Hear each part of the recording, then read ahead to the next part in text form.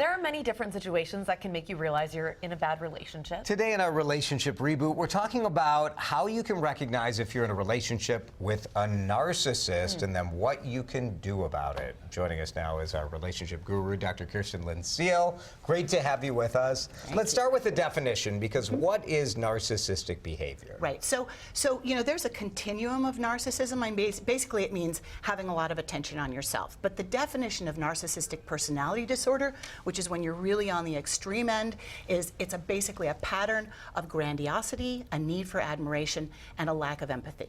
So on this end of narcissistic personality disorder, that's when you get really extreme. What are some of the examples of that? Because when I was looking at this segment, I was Googling, okay, signs of a narcissist, and they're very across the board. So you're specifically talking about that extreme I'm talking disorder. about the extreme end, right. Is it the empathy, the lack of empathy that really stands out? That's a How do big you one. picture that with someone? Like, how do you spot that? Right. Well, so for instance, this is where you run into trouble in relationships, right? But the problem with narcissistic personality disorder is that the people who are diagnosable with this disorder tend to not see it as a problem at all. So they don't think it's a problem. It's the spouse, when you are married to someone or in a relationship with someone, who appears to, say, never actually get what you're feeling, when it seems like you never actually get what you want, even in the smallest way in the relationship. If you're feeling really lonely and kind of scared about thinking about going forward with this person, if you don't feel really connected, you know. Now there are, I mean, actually, you know, my husband and I have a joke, you know, when we're talking about something and we're talking about something of his, and all of a sudden I start, you know, talking about something that happened to me, and he'll say,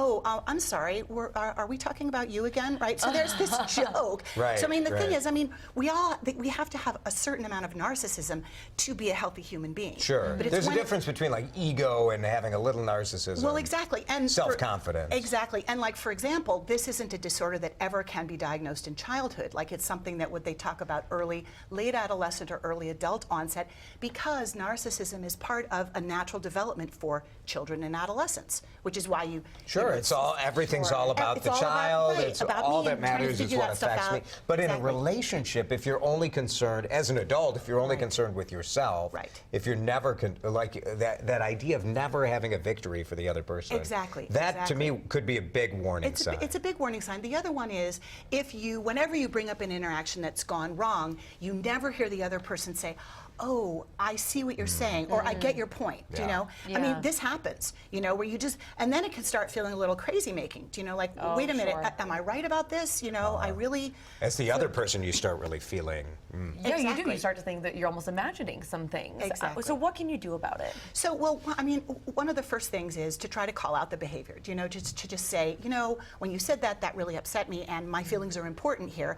To set some boundaries around what you're willing to sort of tolerate and not. I mean, the hard part with narcissistic personality disorder is that, first of all, those people tend to not seek help at all. They tend to really not want to go to couples counseling, for example. You know, with the statistics on, like in the DSM-5, pretty much like up to 6.2% of the population is diagnosable with narcissistic personality disorder, and of those people, seems high, 6%. 50 to 75% are male. So men tend... Sorry, Jason.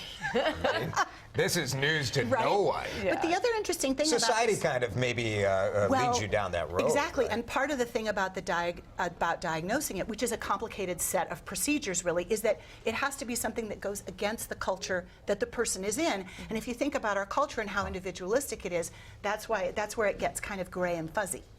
Well, if you're the other person involved in that, getting help is probably help is really important, and your partner may or may not go with you, you know, and then you might just have to kind of decide what to do. What to do from there. Kirsten, very good. Good for people to think about. Yeah. Thank you. Yeah, you're welcome. Thank you.